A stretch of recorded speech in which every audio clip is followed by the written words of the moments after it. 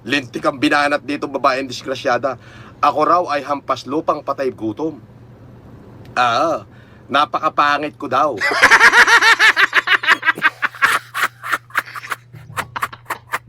Sorry po! Sorry! Natawa lang talaga kasi ako.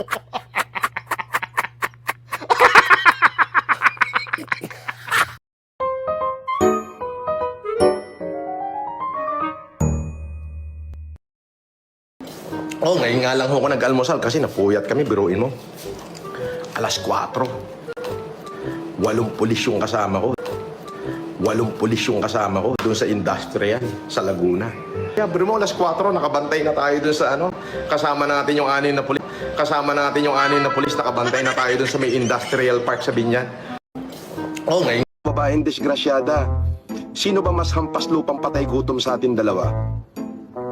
At least ako nung pandemic napakain ko buong Pilipinas. Ako at least napakain ko kalahati ng Pilipinas. At least ako nung pandemic napakain ko buong Pilipinas.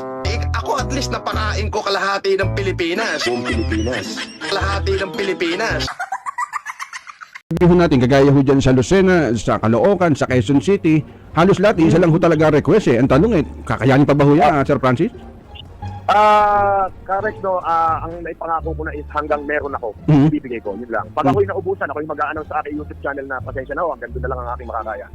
Ako'y naubusan, ako'y mag-a-announce sa aking YouTube channel na pasensya na ho, hanggang doon na lang ang aking makakaya. Katulad ho ng aking sinabi, isusugal ko ho lahat para sa ating mamamayan. Willing na ho akong ibigay lahat. Actually kinausap ko yung ibang mga partner ko kasi medyo malaki na ho yung ating gastos. At talaga namang ubos na ang aking savings. Ang natira lang ho sa aking bank account out of 100 plus million ay 200,000 na lang. Nung COVID, 800 million, ibinili ko lang ng bigas, putang ina mo. Eto, pumunta ka rito, susunugin kita ng pera, literal. As in, tigil 1,000 gagamitin ko, hindi na ito tigil 1,000.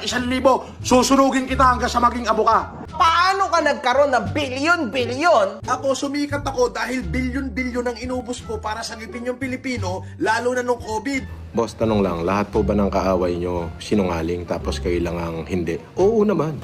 Wow. Siyempre. Opo, ang puta. Kwento ko yan eh. Di ba? Sa kwento nila, sila yung hindi sinungaling at ako sinungaling. Kanya-kanyang kwento, kanya-kanya sagot yan. Ang hina mo naman.